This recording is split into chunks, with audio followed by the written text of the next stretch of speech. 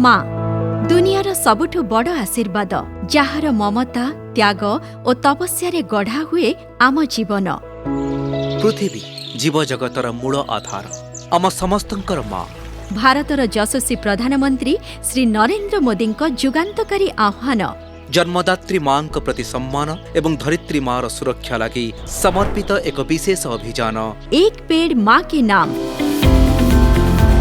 सबुज सुंदर हेबो भारत।